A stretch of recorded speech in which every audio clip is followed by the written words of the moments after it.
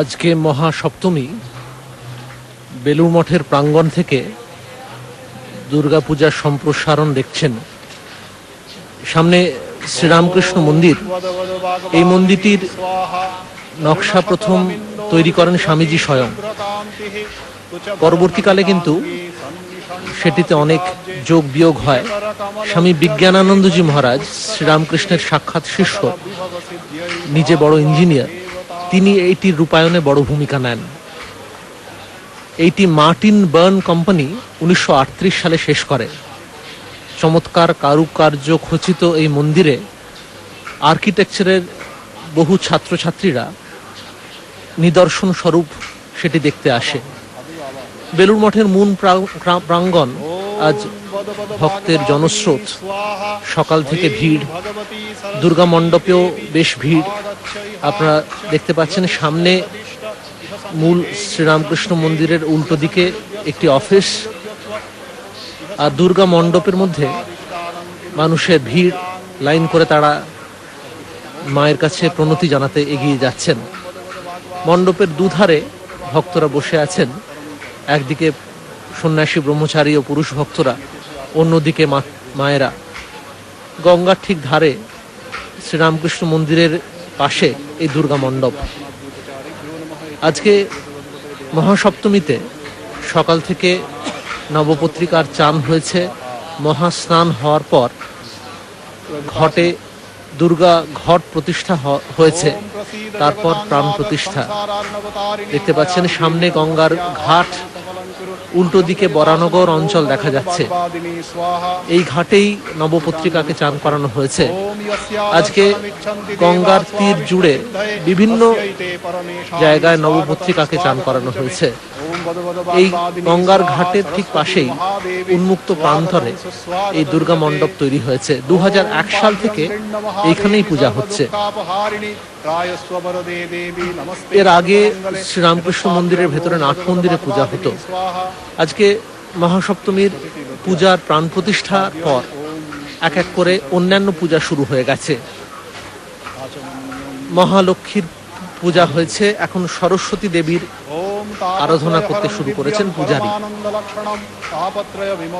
দেবীর পরিবার সমন্বিত তিনি আবির্ভাব হন এই মণ্ডপে। তাই তার লক্ষ্মী, সরস্বতী, কার্তিক, গণেশ আদি সকলেরই পূজা হয়। দেখতে পাচ্ছেন সামনে নানা রকম উপচার সাজানো হয়েছে সরস্বতীর পূজার জন্য। এদের সকলেরই সংক্ষিপ্ত পূজা, কারণ মূল পূজা দেবী দুর্গার সঙ্গে শিবের ও নারায়ণেরও ষোড়শোপচারে পূজা হয়ে থাকে। আজকে সকাল থেকে এক এক করে পূজার ক্রমগুলো এগিয়ে গিয়ে এখন সরস্বতী দেবী, যিনি বিদ্যার দেবী, তার পূজা চলছে। সরস্বতী দেবী তিনি জ্ঞানের প্রতীক, তিনি শ্বেত শুভ্রা, তার বাহনও তাই জন্য হাঁস, তিনিও শ্বেত শুভ্র, তার হাতে থাকে বীণা। দেবী সরস্বতীর অর্চনা আলাদা করে হয় মাঘ মাসে, তবে আজকে তিনি দেবী দুর্গার পরিবারের সদস্য স্বরূপ এসেছেন। তাই পূজার উপঢৌকন দেবীকে দেওয়ার সঙ্গে সঙ্গে তার পরিবারের অন্যকেও নিবেদন করেন পূজারী। গতকাল দেবীর বিল্লবৃক্ষ মূলে বোধন হয়েছে। জীবন্ত একটি বিল্লবৃক্ষ, তার থেকে দুটি বেল ফল কেটে নিয়ে এই সামনে দেবীর ঘটে সেটিকে স্থাপন করা হয়। এই স্থাপন করার পরেই কল্পনা করা হয় দেবী যেন এই ঘটে থেকে পূজা গ্রহণ করছেন। মাটির প্রতিমা, যেটি কয়েকদিন আগেই কুম্ভকার তৈরি করেছেন, জন্মাষ্টমীর দিনে বেলুড় মঠে বরাবর কাঠামোতে মাটি লেপন করা হয়। ছোট্ট পুজো তার আগে হয়, সেটি ধীরে ধীরে একটি বড় আকার নেয়।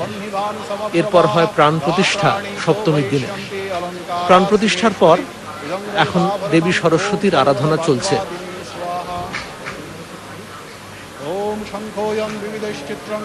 দেবী সরস্বতী জ্ঞানের দেবী, তার পাশে আছেন সিদ্ধিদাতা গণেশ আর তার বাহন মুশিক। शिरोभूषण सिन्दूरं भर्तुरायुर्विवर्धनं सर्वरत्नादिकं दिव्यं सिन्दूरं प्रतिगृह्यताम् इदं सिन्दूरं ॐ वद वद वाग्वादिनी स्वाहा ॐ पादय शोभनं दिव्यम् अलक्तं सुमनोहरं मया निवेदितं भक्त्या स्थानं देहि पदाम्बुजे इदम् अलक्तं ॐ वद वद वाग्वादिनी स्वाहा झटिति झटिति ॐ अञ्जनं परमं रम्यं नेत्रयर्भूषणं महत् गृहाण वरदे देवी प्रसीद वरवर्णिनि इदं नेत्राञ्जनं ॐ वद वद वाग्वादिनी स्वाहा ॐ इमानि उपभूषणानि ॐ वद वद वाग्वादिनी स्वाहा ॐ शरीरं तेन जानामि चेष्टां नैव च मया निवेदितान् गन्धान् प्रतिगृह्य विलेप्यताम् एष गन्धो ॐ वद वद वाग्वादिनी स्वाहा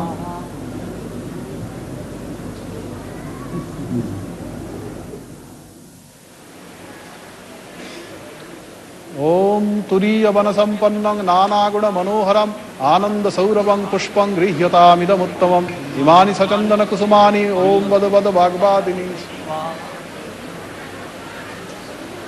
ॐ ইমানি সচন্দন বিল্বদলান একটু জল দিয়ে দেখি বেলপাতায় জল দিতে হয় সজল বেলপাতা কোঠাতে ঢুকে গেলেই তো ইদং সচন্দন বিল্বদলান ওম বদ বদ বাগবাদিনী স্বাহা ইদং সচন্দন ওম সূত্রেণ গ্রথিতং মাল্যং নানা পুষ্প সমন্বিতং শ্রীযুক্তং লম্বমানং চ গৃহাণ পরমেশ্বরী ইদং সচন্দন পুষ্পমাল্যযুগলম বদ বদ বাগবাদিনী স্বাহা এষ ধূপ धूप वद वद वाग्वादिनी स्वाहा ओं वाग्देव्यै विद्महे हंसवाहिन्यै धीमहि तन्नो देवी प्रचोदयात् एष दीप ओं वद वद वाग्वादिनी स्वाहा ओं वाग्देव्यै विद्महे हंसवाहिन्यै धीमहि तन्नो देवी प्रचोदयात् धूप दीप दूरे दूरे दीते হয় তো बंगेतस्मै सोपकरण एतस्मै जलताम्बूल रचना सहित सोपकरण नैवेद्याय नमः बंगेतस्मै जलताम्बूल रचना सहित सोपकरण नैवेद्याय नमः एते गन्धसे बंगेतस्मै जलताम्बूल रचना सहित सोपकरण नैवेद्याय नमः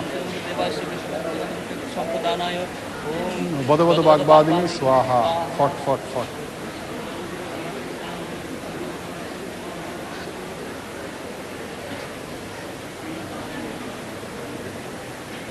और घोटा माथाয়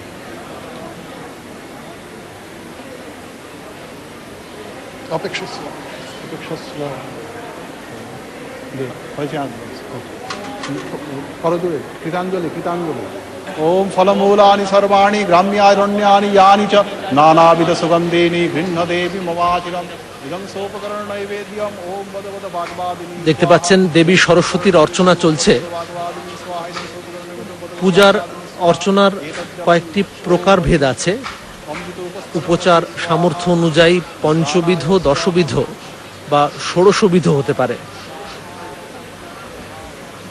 দেখতে পাচ্ছেন পূজারী তিনি প্রাণায় স্বাহা অপানায় স্বাহা ব্যানায় স্বাহা উদানায় স্বাহা সমানায় স্বাহা এই মন্ত্র উচ্চারণ করে পূজার ভোগ্য দ্রব্য দেবী সরস্বতীকে নিবেদন করছেন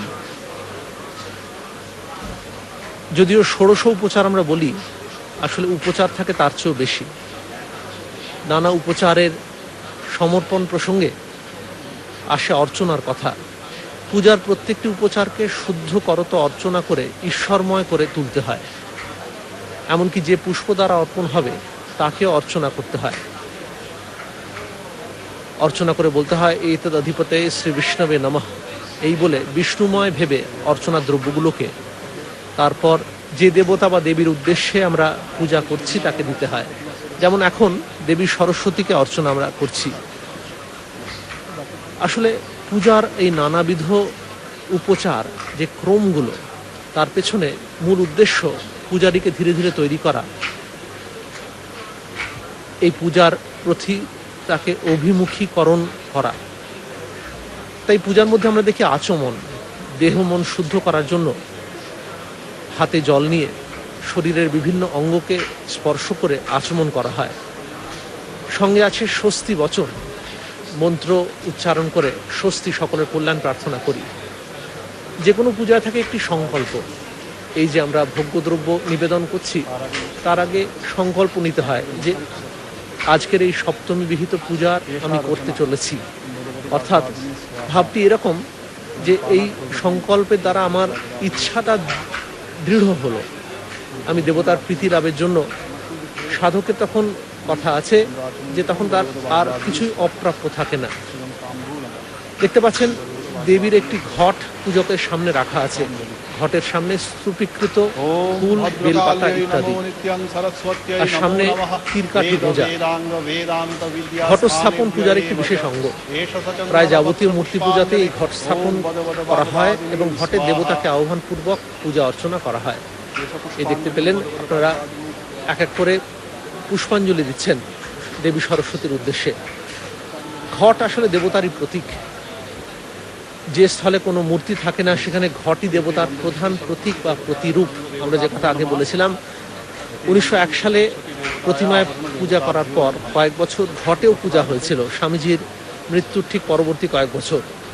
এমনকি দ্বিতীয় বিশ্বযুদ্ধের সময় যখন চতুর্দিকে হাহাকার, তখনও মঠে এই পূজা স্বল্প ব্যবস্থাতেই হয়েছিল। দেখতে পাচ্ছেন বেলুড় মঠ প্রাঙ্গণে ধীরে ধীরে ভক্তদের ভিড় বাড়ছে, তারা সারিবদ্ধভাবে প্যান্ডেলের কাছাকাছি আসছেন। বেলুড় মঠের চতুর্দিকে চমৎকার ফুলের সমারোহ। শীতকাল এগিয়ে আসছে, নানাবিধ ফল ফুল এই প্রাঙ্গণকে সুগন্ধযুক্ত করে। মঠের মহারাজরা, প্রথম প্রেসিডেন্ট স্বামী ব্রহ্মানন্দ মহারাজ, তিনি ফল ফুল খুব ভালোবাসতেন। তাই সমগ্র প্রান্তর জুড়ে দেখা যায় দুর্মূল্য ফুল আর ফলের গাছ। আজকাল আমরা ইকোলজিক্যাল ব্যালেন্সের কথা পড়ি, পরিবেশ ভারসাম্যের কথা। ভারতবর্ষে আশ্রমগুলো চিরকালই এই পরিবেশ ভারসাম্যের চেষ্টা করেছে। এগুলি অবস্থিত হয়েছে চমৎকার প্রাকৃতিক পরিবেশে, ফুল ফল গাছগাছালির মাঝখানে। দেখতে পাচ্ছেন বেলুড় মঠে ভক্তরা দীর্ঘ লাইন, তারা দেবীর কাছে প্রণাম করে বেলুড় মঠের অন্যান্য মন্দিরে প্রণাম করবেন। চমৎকার গাছের মাঝখানে অনেকগুলি গাছ গঙ্গার ধারে, সেখানেই প্যান্ডেল বাঁধা হয়েছে। সুষ্ঠু ব্যবস্থাপনার জন্য প্রশাসনের পক্ষ থেকে পুলিশি ব্যবস্থাও আছে। বয়স্ক মহারাজরা বসে রয়েছেন চেয়ারে, নিচেও বসে রয়েছেন অনেক সন্ন্যাসী ব্রহ্মচারীরা। ভক্তের ভিড়, তারা প্যান্ডেলে চতুর্দিকে দাঁড়িয়ে রয়েছেন রাস্তার উপর। দুর্গাপূজার ব্যবস্থা তারা দেখছেন। এই বেদি সামান্য একটু উঁচু করা, মূল মাটি থেকে, মঠের প্রাঙ্গণ থেকে একটু উঁচু বেদিতে দেবীর মূর্তি বসানো হয়েছে। আর সামনে বসে রয়েছেন পূজারী, তন্ত্রধারক ও তাদের সঙ্গে সহযোগিতায় অন্যান্য সন্ন্যাসীরা। মূল দেবী মণ্ডপের ঠিক বাঁ ধারে একটি চণ্ডী মণ্ডপও প্রস্তুত হয়। এই চণ্ডী মণ্ডপও, সেখানে রোজ পূজা চলে। চণ্ডী অর্থাৎ দেবী মাহাত্ম্য থেকে পাঠ হয়। আমরা জানি এই দেবী দুর্গার আখ্যান আছে এই চণ্ডীতেই। এই চণ্ডী বা দেবী মাহাত্ম্যেই সুরথ আর সমাধির গল্পের কথা আছে। যারা সংসারে বীতশ্রদ্ধ হয়ে আশ্রমে চলে গিয়েছেন, সেখানে মেধস মুনির কাছে সন্ধান পেয়েছেন দেবী দুর্গার, তার আখ্যানের বৃত্তান্ত জেনে তাকে আরাধনা করেছেন, প্রচলন করেছেন এই দেবী পূজার। দেখতে পাচ্ছেন একটি একটি করে পূজা সম্পন্ন হচ্ছে। দেবী সরস্বতীর পূজার পর হবে কার্তিকের পূজা। পূজারী মুদ্রা দেখালেন কার্তিকের উদ্দেশ্যে। কার্তিক, তিনি দেবসেনাপতি, দেবতাদের রক্ষা করেন, দেবতাদের যুদ্ধের সময় তাদের অগ্রভাগে যান। কার্তিকের তাই এই ধ্যান মন্ত্রে বলা হয়েছে ময়ূরাসীন তপ্ত কাঞ্চন বর্ণরূপী, হাতে শক্তিরূপ অস্ত্রধারী, বড় প্রদায়ক, দুই বাহু সমন্বিত, শত্রু নাশকারী, নানা অলঙ্কারে বিভূষিত, প্রসন্ন মুখ, সব সৈন্য দ্বারা সমাবৃত। হে দেব মহাভাগ কার্তিকেও তোমায় বন্দনা করি। কার্তিকেও আজকে কিন্তু এসেছেন তার মা দেবী দুর্গার সঙ্গে। রামকৃষ্ণ লীলা প্রসঙ্গে এই কার্তিক আর গণেশকে নিয়ে একটি চমৎকার আখ্যান পাওয়া যায়। আখ্যানটি এরকম: কার্তিক আর তার ভাই গণেশ দুজনের মধ্যে একটি বাজি তারা লড়ছেন। তারা কে আগে তাদের বিশ্ব চরাচর, মায়ের যা সৃষ্টি, সেই সমগ্র চরাচর ঘুরে আসতে পারবেন। কার্তিক তার ময়ূরে চড়ে সারা বিশ্ব পরিভ্রমণ করতে বেরোলেন। কিন্তু কি আশ্চর্য, তিনি ফিরে এসে দেখলেন গণেশ ততক্ষণে তার মাকে পরিভ্রমণ করে নিজের আসনে গিয়ে বসে আছেন। তার মা দেবী দুর্গা তার গলার অলংকার কিন্তু গণেশের গলায় পরিয়ে দিলেন। কার্তিক ক্রোধ প্রকাশ করায় গণেশ বুঝিয়ে বললেন, আসলে মাই তো চরাচর ব্যক্ত হয়ে আছেন, তাই মাকে প্রদক্ষিণ করলেই সমগ্র বিশ্বকে প্রদক্ষিণ করার ফলই পাওয়া যায়।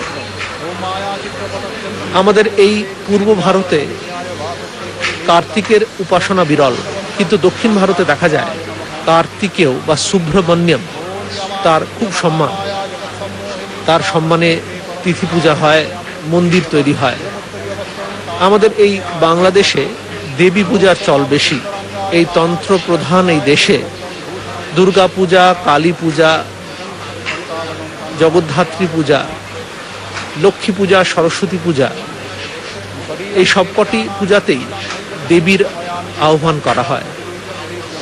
নারী জাতির আহ্বান, নারী জাতিকে মা বলে উপাসনা করা, এটি হচ্ছে তন্ত্রের প্রাধান্য। হিন্দু ধর্মে অনেক দেবতার কথা পাওয়া যায়। ভারতে ছড়িয়ে থাকা হিন্দুরা কেউ শ্রীকৃষ্ণের উপাসক, কেউ রামচন্দ্রের, কেউ কার্তিকের, কেউ বা এমনকি অদ্বৈত দর্শনে বিশ্বাস করেন। কিন্তু হিন্দু ধর্মের এই এক যুগান্তকারী আবিষ্কার, ভগবান কেবল পুরুষের মধ্যে অধিষ্ঠান করেন না, তিনি মায়ের মধ্যে অধিষ্ঠান করেন। তাই স্ত্রী জাতিকে কন্যা বা মাতৃরূপে দেখা, এই শুদ্ধ পূজার এখানে আদেশ বা বিধান দেওয়া হয়েছে। দুর্গাপূজাতে তাই মায়ের অসাধারণ অভিব্যক্তি। তিনি দেবতা যারা স্বর্গরাজ্য থেকে বিতাড়িত হয়েছেন, এই আখ্যান কথা পাওয়া যায় চণ্ডীতে। দেখা যায় মহিষাসুর যখন তাদের স্বর্গ থেকে বিতাড়ন করেছেন, তখন তারা এই দেবীর কাছে এসে প্রার্থনা করছেন। শুম্ভ নিশুম্ভ যখন তাদের তাড়িয়ে দিয়েছেন, তখনও আবার দেবীর কাছেই এসে প্রার্থনা করছেন তাদের হৃত গৌরব, হৃত রাজ্য ফেরত পাওয়ার জন্য। এই দেবী কখনো তিনি বরাভয় করা, কখনো তিনি নাশিনী, অন্যায় নাশ করেন, অন্যায়ের প্রতিবিধান করেন। গীতাতেও দেখা যায় শ্রীকৃষ্ণ বলছেন, যদা যদা হি ধর্মস্য গ্লানির্ভবতি ভারত অভ্যুত্থানম অধর্মস্য তদাত্মানম সৃজাম্যহম। দেবী দুর্গার মধ্যেও দেখা যায় একদিকে তিনি প্রতিপালন করছেন সাধুদের, সৎ ব্যক্তিদের, আবার অন্যদিকে তিনি অসুর নাশিনী, তিনি অসৎ প্রবৃত্তিকে নাশ করছেন। দেবী দুর্গার মধ্যে বাঙালি কৃষ্টি, বাঙালি সভ্যতা তা মূর্ত হয়েছে। এর বিভিন্ন অঙ্গ, এই বিভিন্ন অঙ্গের মধ্যেই দেবী পূজা ধীরে ধীরে প্রতিফলিত হয়, এর নানা অঙ্গ বিকশিত হয়।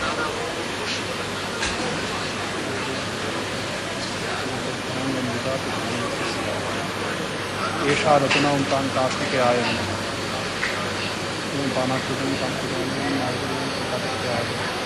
ओं पुनराचलनिरतं ओं तां कार्तिकेयाय नमः। ताम्बूलं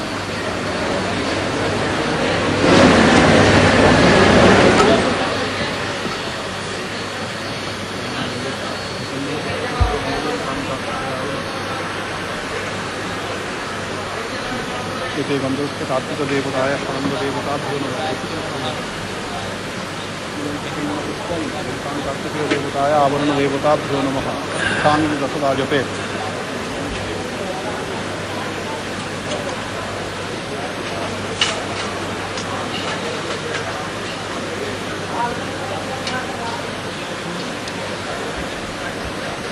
যে কোনো পূজাতে ঘট স্থাপন একটি গুরুত্বপূর্ণ ক্রিয়া। এখানেও দেখা যাচ্ছে পূজারী যেখানে বসে পুজো করছেন তার ডান দিকে নানা উপচার, ফুল, বিল্লপত্র,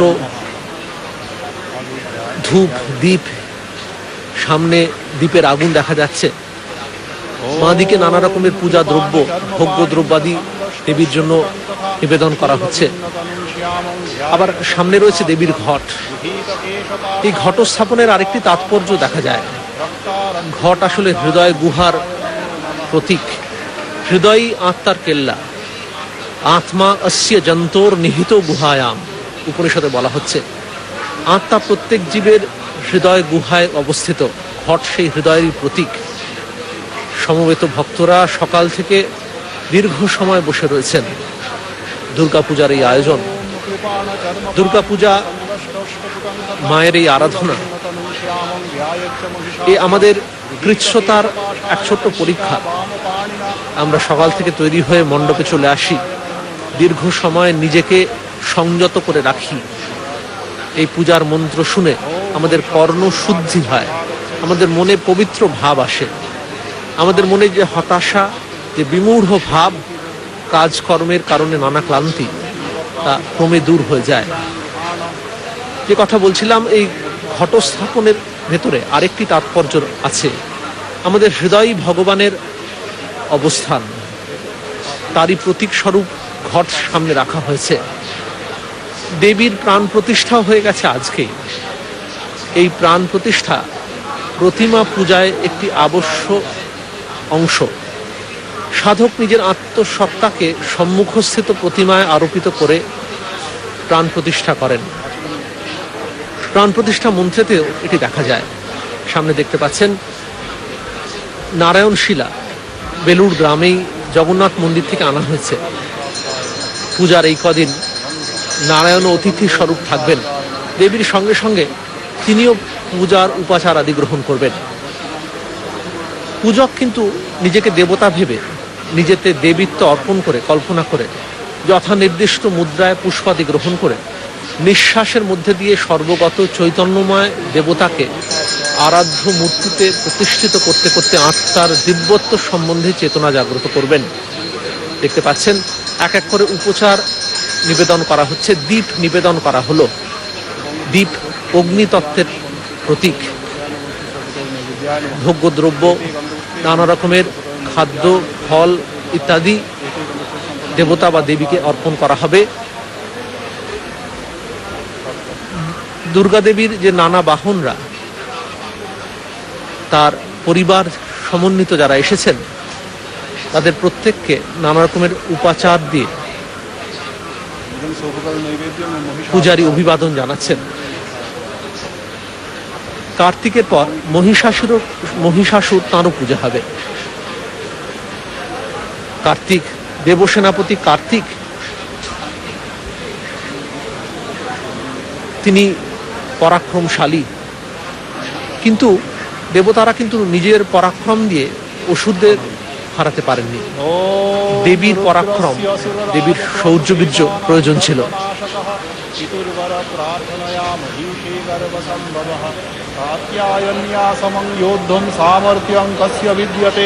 केनासुरेण विधृतः समरे मधुसूदनः केनान्येन विजित्याजौ त्रिदशा सेवकीकृताः मन्वन्तरत्रयं केन भुक्तं राज्यमकण्टकं बभूव कस्य वासेन स्परार्धशतसंमिता रुद्ररूपधरायातो महिषासुरते नमः।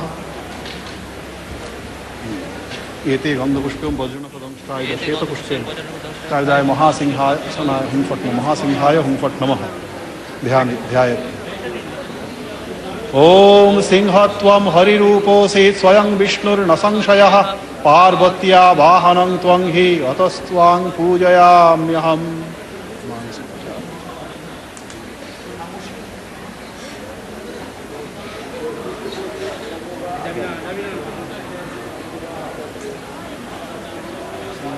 पुनर्ध्यानं कुर्यात्। ओम सिंह त्वं हरिरूपोऽसि स्वयं विष्णुर्न संशयः পার্বত্যা বাহনং ত্বং হি অতস্ত্বাং পূজয়াম্যহম।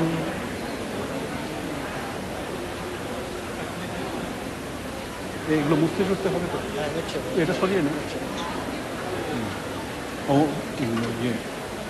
ওম বজ্রনকদংশ্রায়ুধায় মহাসিংহায় হুং ফট নমঃ।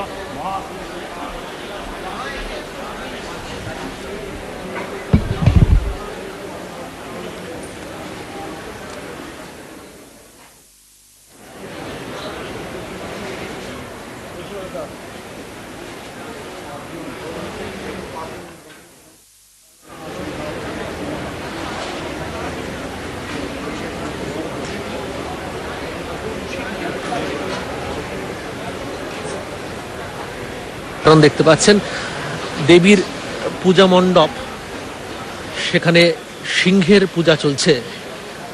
দেবীর বাহন সিংহ, তার মহাপরাক্রম, তাই তাকেও আজ ষোড়শোপচারে পূজা করা হবে। সিংহ সে রজগুণের প্রতীক। মহিষাসুরকে সে কামড়ে ধরেছে। মহিষাসুরের এক হাতে খড়গ, কিন্তু সে পর্যদুস্ত। দেবী তার এক পা রেখেছেন মহিষাসুরের কাঁধে, আরেক পা রয়েছে তার সিংহের কাঁধের উপরে। সিংহ তার বাহন। মহিষাসুরের মহিষ রূপ ছিন্ন করেছেন দেবী, আর সেখান থেকে বেরিয়ে এসেছেন অসুর। তিনি নিজেকে আর গুপ্ত রাখতে পারেননি। তার সৈন্যবাহিনী এর আগেই পর্যদুস্ত হয়েছে, নিহত হয়েছে। মহিষাসুর তার যুদ্ধ করে চলেছেন। তাই জন্য মহিষাসুর সিংহকেও দেবীর সঙ্গে সঙ্গে এই মহাসপ্তমীর দিনে অর্চনা করা হচ্ছে। প্রাণ প্রতিষ্ঠার পর বিভিন্ন পূজার ক্রম এক এক করে আপনারা দেখছেন।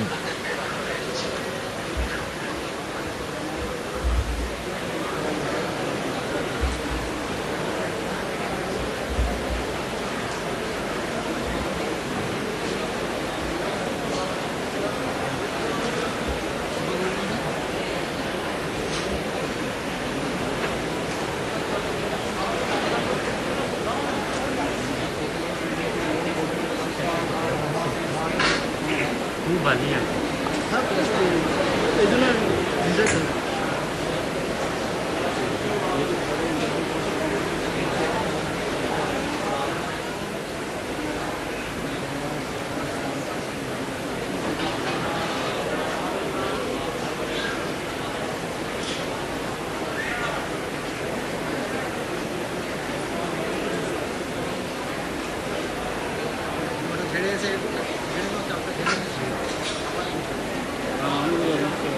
चल